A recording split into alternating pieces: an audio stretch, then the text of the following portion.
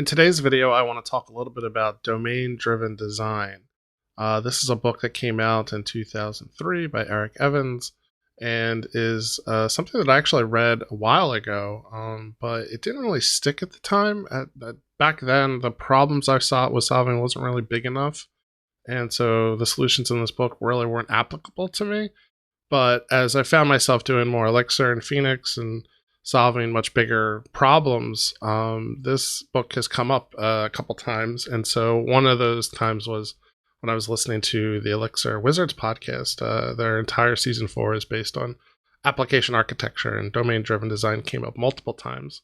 And so I actually started reading the book again, and I really liked it. I'll also quickly reference this ElixirDaze 2018 talk that covers this as well. This is really, really good. But the specific takeaway I want to point to is the glossary that was built within the Get Shorty example.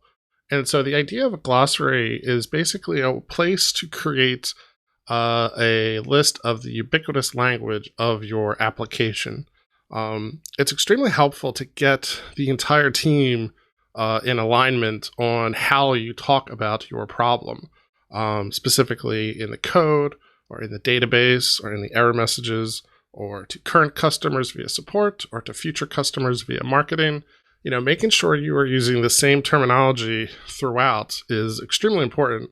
And so the best way to kind of get started on that is to get everybody in the room, talk about the business, figure out what people are using as far as the terminology goes, try to make some small adjustments if you have slight differences, and then get alignment on there, then create the documentation like this.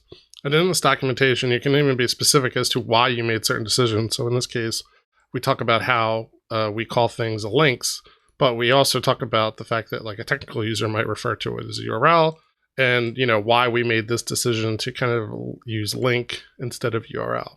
So I highly recommend, thinking about ubiquitous language, creating a glossary for your application. I feel like it'll help you out a lot.